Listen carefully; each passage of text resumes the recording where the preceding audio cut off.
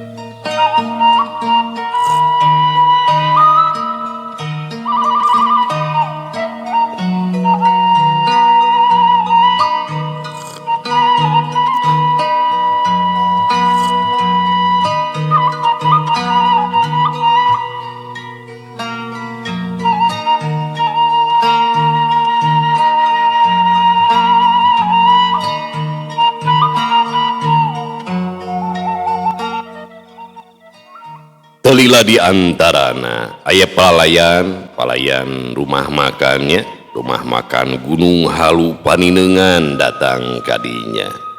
Pok bae eta palayan teh nyarita.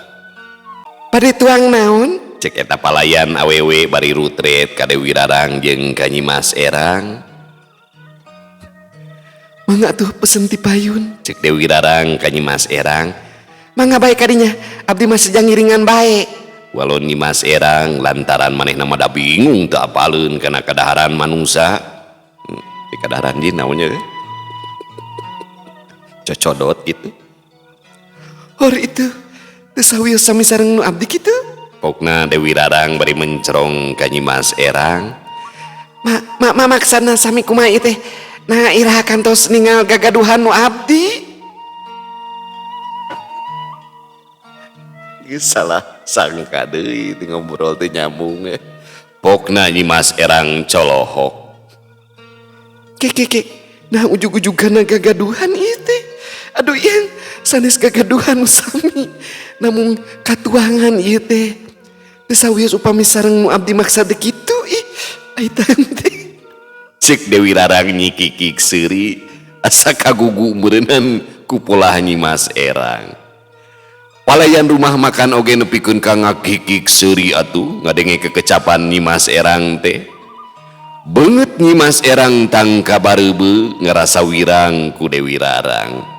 Tama era pok bae meureunnan Nyi Mas Erang teh ngawakca.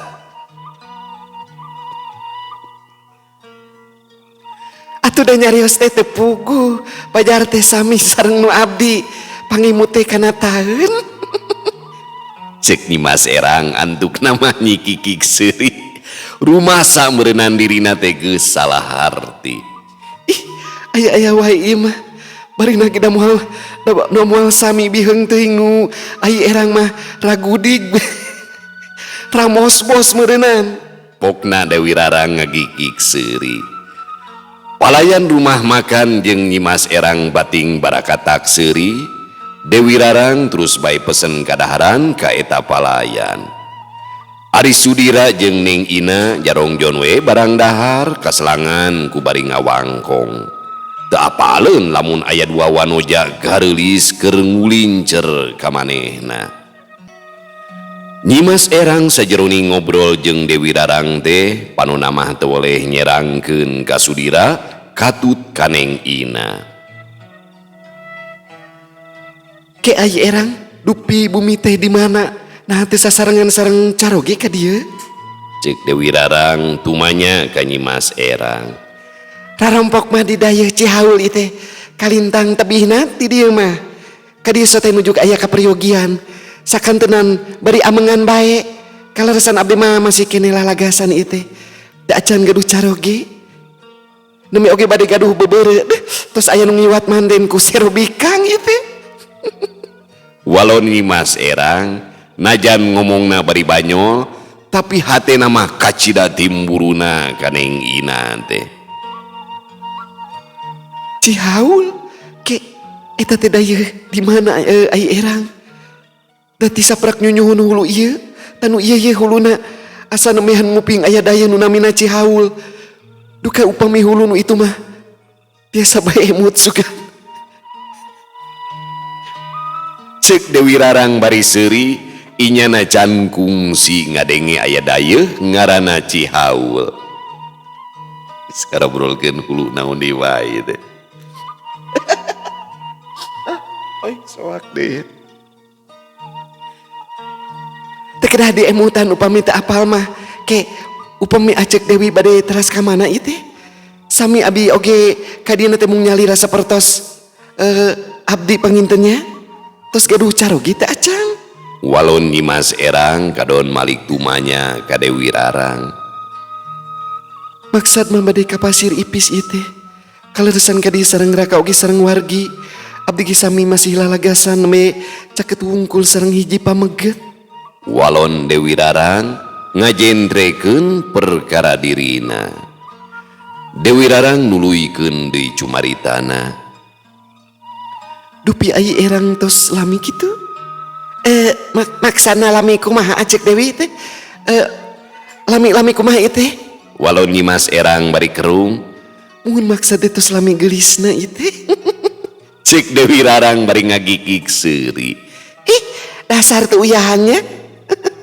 teburung atuh Nyimas Erang ge milu seuri bari ngaceletot nyiwit ka Dewi Rarang. Dewi Rarang terus bae seuri kawas nu sugema na keranan Dupi acek Dewi dinten enjing moal ka mamana kitu. pokna Nyimas Erang tumanya ka Dewi Rarang. Dinten enjing. Dupi nama moal wara ka mamana. Na bade naon kitu? Walon Dewi Rarang bari neuteup ka Nyimas Erang. Upami moal ka mamana mah dinten nya dina dinten enjing acek Dewi teh bade diadukeun sareng Bagong. Temal Nyimas Erang bari ngagikik seuri ngarasa bunga meureun nanti ditu nama bisa males ngadeoh ka Dewi Rarang pajarkeun teh rek diadukeun jeung Bagong. Aduh Sia eta si kembu haram jadah sadunya sugan mah ieu teh. Dewi Rarang sarua ngagikik seuri bari nyiwitan leungeun Nyimas Erang. Dua wanuja gareulis teh silih ciwit awahing ku greget kawas menang nyetel we duanana teh parorenges di jeung oces. Teuing kunaon eta Nyimas Erang teh kacida resepna ka Dewi Rarang sok sanajan anyar pinanggi. Dewi Rarang sarua kawas manehna di resep heureuy gede banyol.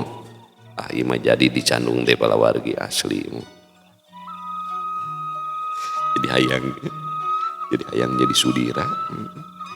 Paingan pengarangna hayang jadi sudira. Jadi kieu palawargi sabenerna mah nya ieu teh urang ngabuka rahasia pengarangnya. Jadi pengarang teh hayang nyandung ngan teu kabiruyungan. Teu diijinan da sieun ku pamajikanana akhirna tah pengarang teh naon teh nyurahkeun hayalan nyandungna teh dina dongeng eta teh kitu. Jadi kahayang anu teu kalaksana dicurahkeun dina dongeng da teh. Tak kitu palawargi nya Kang Rompis nu sabenerna teh.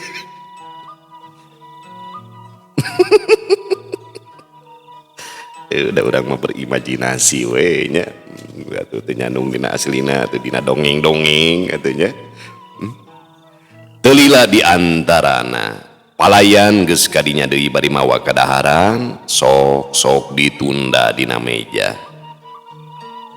Nyimas Erang nengetan kana kadaharan dina alasna. Ari kadaharan dina alas Nyimas Erang aya goreng hayam, aya goreng tahu, aya goreng tempe, sambal katut lalabna aya oge sayur asem dina mangkok. Panon Nyimas Erang ngareret ka Dewi Rarang. Inyana keur ngadekul ngahanca kadaharanana. Lalaunan Nyimas Erang teh nyomot sangu, am diuapkeun laju dicapek lalaunan. Sirah Nyimas Erang ungut-ungutan, nu hartina mah meureunan kalandep ku manehna, gap deui kana goreng hayam, tetela karasana teh ngeunah. Udah iraha teuing eta Ratu Jin barang daharnya kadaharan manusia.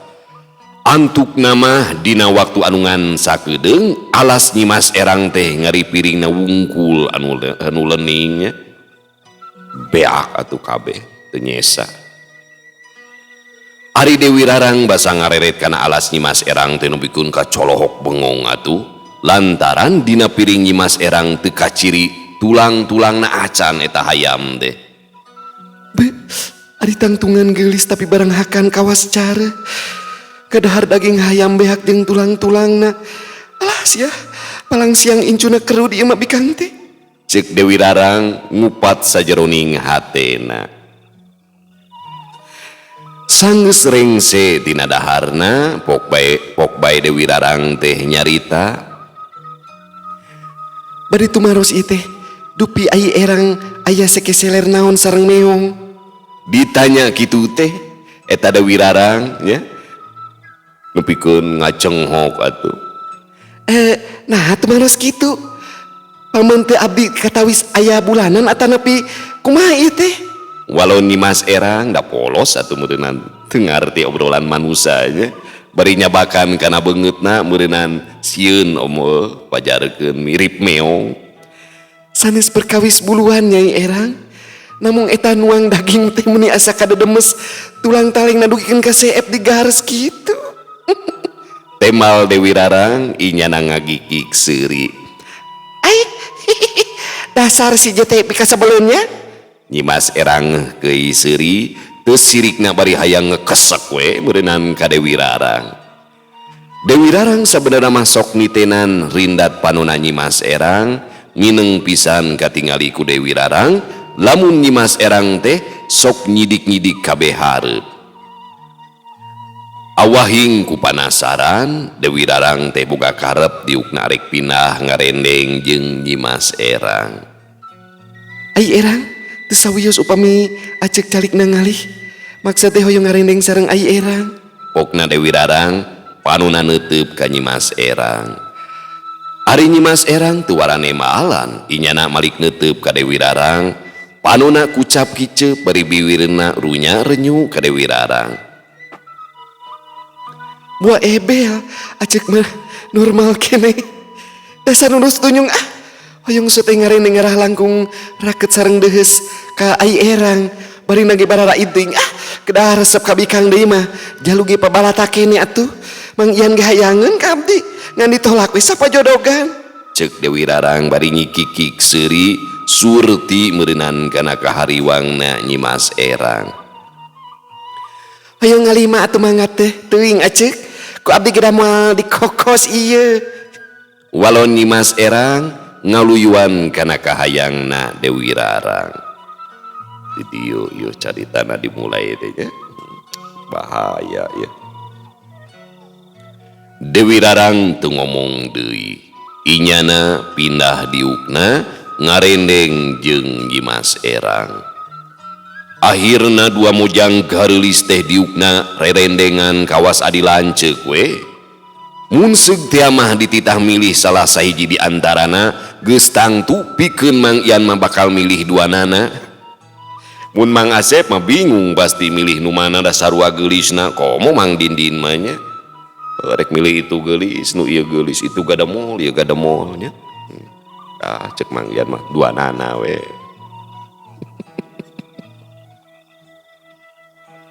Hilap ieu teh abdi teh nyana getrukeun tambi gadong ngagayot.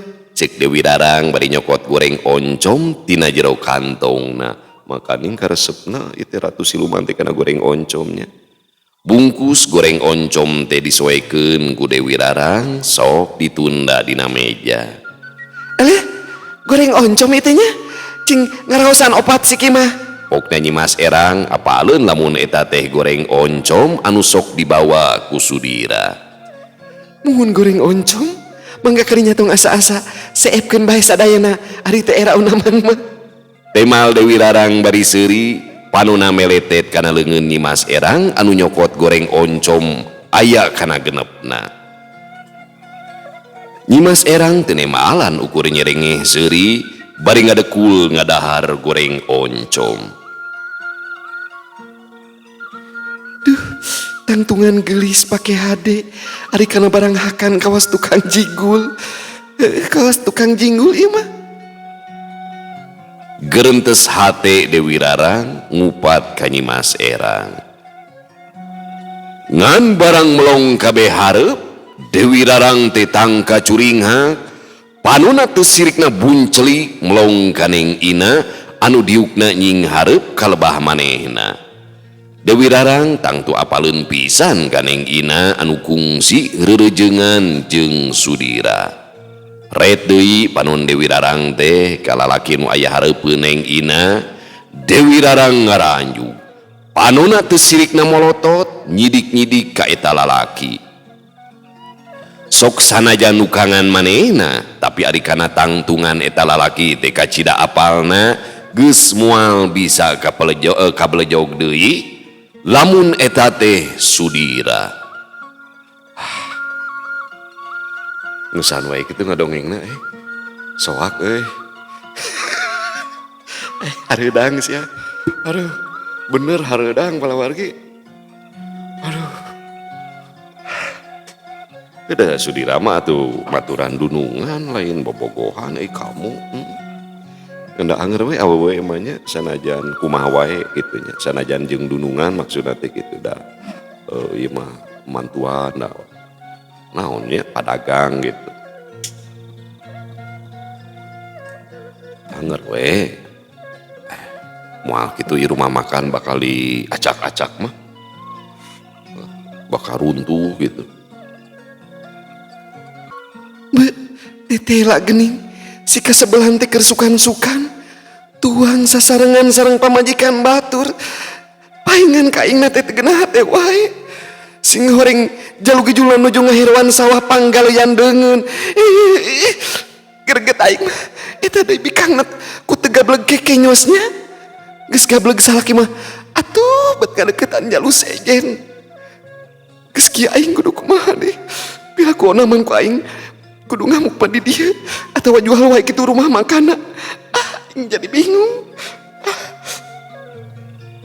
atau acak-acak alas jelema nu darah diri di alung-alung keluar aduh mun deras mah ieu piring jeung gelas arek ditengorkeun da kaduanana dasar jurig jai dadamit ka langsung rasakeun sia ku aing diluluh duanana kitu gerentes hate Dewi Rarang mangsa harita nafsuna geus ngagugudug meh teu kawadahan beungeutna nyiak beureum panona molotot semu ngakeburu hurung regot Dewi Rarang teh nginum kawas nu hanaang meper amarahna anu geus ngaberung ngan barang rek nyokot kana goreng oncom Dewi Rarang ngagurubug sabab goreng oncom teh ngaribungkusna wungkul. Aduh, tobat Gusti. Nya ama kui itu kui deh. Itu manusia atawa siluman. Kabina-bina teh barang akan teh. Daya urang ering kanu gablegna deh aing tadi agehan. Cek Dewi Rarang antuk nama keheul ku hiji ku dua. Nya kabogo padu duaan jeung awe sejen. Ya dahareun manehna beakeun ku batur teu diagehan nu boga nama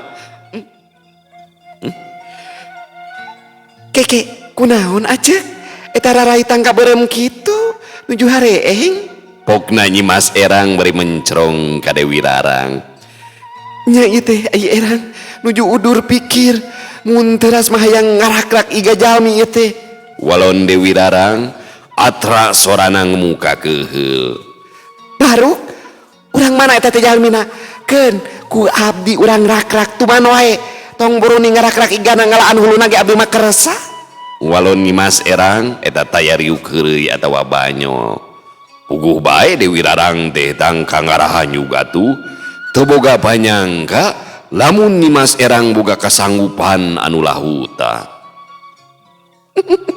kibae ai Erang upami tos aya jalmina ku acek dituduhkeun nya cek Dewi Rarang bari ngusapan sirahna ngarasa baluweung sorangan ngan anu jadi pamikir pikeun Dewi Rarang mah nyaeta polahna Nyi Mas Erang anu teu boleh nyerangkeun kaneng ina katut ka Sudira aya patali naon antara Nyi Mas Erang jeung Sudira jeung Neng Ina katut Sudira teh Dewi Rarang ge da awewe atuh seukeutna rasa bisa ngenyahukeun kana pola Nyi Mas Erang peka awewe mah tina pelonganan ge nya cara ningali nage sakieu we geus cukup katingali beungeut juru panon wae nya teu beda pisan kawas dirina ngan Nyi Mas Erang mah bisa nyumputkeun semuna da can aya ikatan naon nya jeung ieu mah asa beuki bingung ieu teh aya hubungan naon antara Neng Ina Sudira jeung ieu awewe ningali kana ketak lama kawas nu ngemu kakeheul ka si Neng Ina moal kitu ieu awewe teh aya hubunganna jeung Sudira tadi ge kungsi ngomong lamun manehna teh kakarek arek bogoh kakabogo kaburu dipaling ku Sero Bikang keun ku aing moal wara digagalak ayeuna mah aing hayang apal heula jujutan anu sabenerna gerentes hate Dewi Rarang manehna boga rarancang rah bisa ngaguar jujutan anu sabenerna Untung keneh Dewi Rarang boga lilingeran tengah guguting kana hawa nafsuna. Ku hal ieu pisan Dewi Rarang bakal bisa nganyahukeun saha Nyimas Erang anu sabenerna. Salamet ari perkara neng ina mah Dewi Rarang teu pati teuing hariwang da nyage dirina miboga rasa timburu. Apalnya yen neng ina mah da pamajikan bahatur moal mungkin sudira nepikeun kagoda mah. Ke ite acek teh ngaraos penasaran ka ieu erang teh.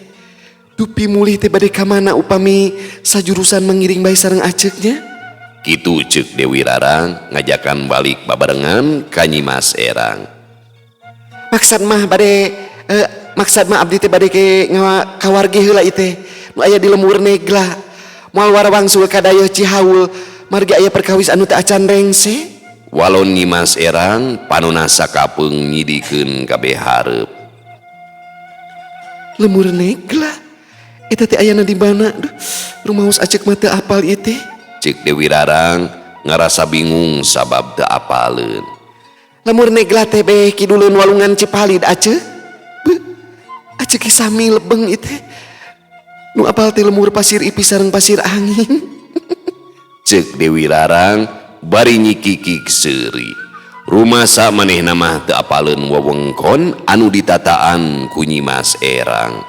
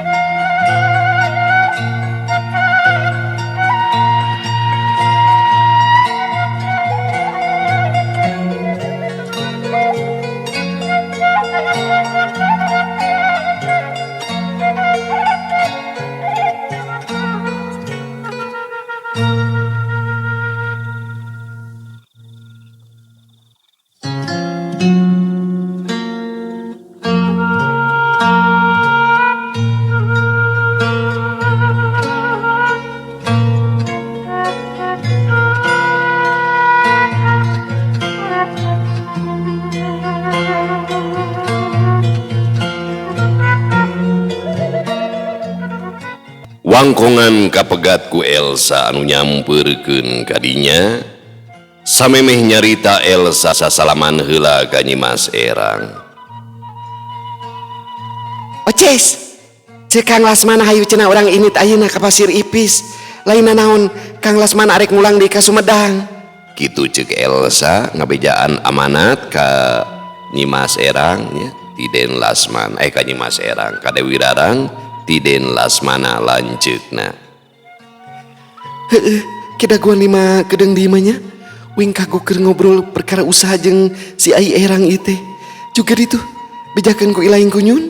Walon Dewi Rarang manehna teu wara hayang buru-buru ka Pasir Ipis awahing ku panasaran ka Nyimas Erang. Elsa teu nemalan, inyana ngaleos deui nyampeurkeun ka Den Lasmana. Pok bae Dewi Rarang teh nyarita deui tapi ngahaja rek mancing ka Nyimas Erang. Waasnya upami urang duaan sami-sami micinta hiji pameget. Sok bade kumaha ketak ai erang. Saumpamina eta pameget teh ku urang sami-sami dipikanya ah. Nyimas Erang kerung. Panonna ngareret ka Dewi Rarang. Upami ku acek Dewi mah teu nanaon da. Urang sasarengan bae mikanya ah ka eta pameget. Ulah soteh ku istri nu sanes, ku abdi istrina bakal dipikeun ka leuweung tah. Walon Nyimas Erang ngajawabna kawas nu gampang pisan. Jadi euy dicanung teh. Tuh nya, jadi urang teh kudu nyobatkeun ye. Jadi keberhasilan Sudira teh nyaeta ngakurkeun Nyimas Erang jeung Dewi Rarang.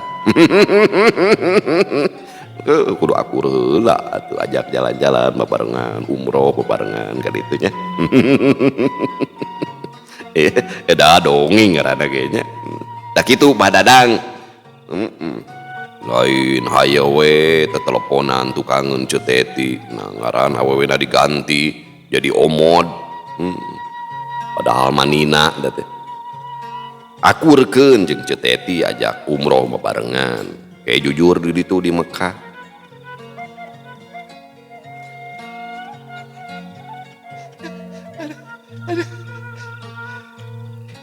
Ke, nah tiasa gitu. Cek Dewi Rarang pinuh kurasa penasaran. Acek Dewi Rarang mah samanah sareng abdi resep heureuy gede banyol. Namun nyage sami-sami mika cinta kayak eta pameget ngan wayahna Acek Dewi kedah ngilehan. Walon Nyimas Erang panuna manco deui kabeh hareup. Keke, maksud ngilehan kumaha ieu aya erang? Cek Dewi Rarang beuki penasaran. Muhun samangsa urang sakasur tiluan. Wayahna Acek Dewi mah kabagian kaluhurna we hungkul, abdi nu kabagian kahandap namanya. Nyimas Erang ngagigik seuri teu sirikna lelenggakan.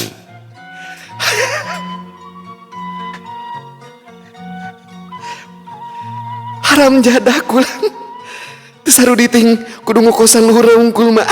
Kajeun pasiarong kasili benyeng anerok wing mah. Pokna Dewi Rarang sarua ngagigik seuri. Nu sejena ukur pating lalieuk we kadua mojang gareulis anu keur ngeuhkeui seseurian.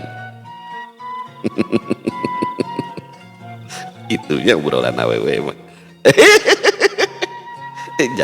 Jar orang lamun geus ngarobrolnya awewe. Astagfirullahaladzim.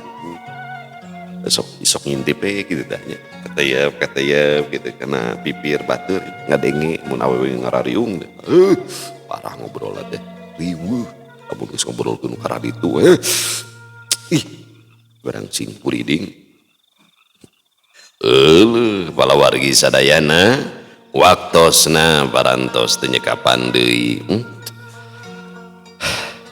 Cag urang tunda ilalakon Dewi Rarang ya jeung Nyimas Erang si Ratu Jin ya nu geulis ibaratna mah Ratu Jin ieu teh boga kasakten anu luar biasa, kakuasaan anu luar biasa ya, kasaktian.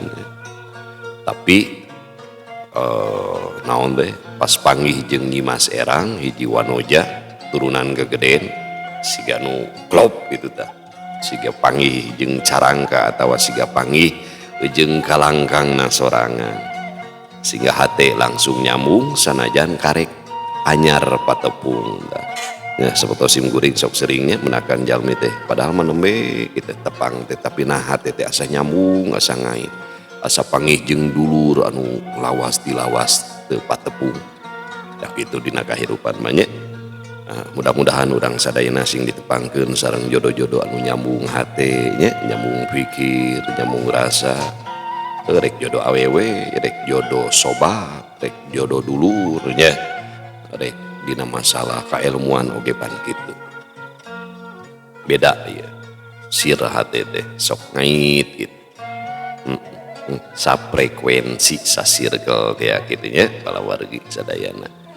Eta teh rezeki kadang anu teu bisa diukur ku nilai materi nalika urang dipenakeun sareng jalmi-jalmi nu saha teh sapikir saprekuensi teh nya. Komun ruang lingkupna dina hal anu dipikari do ku Gusti mah bagja nu taya papadana.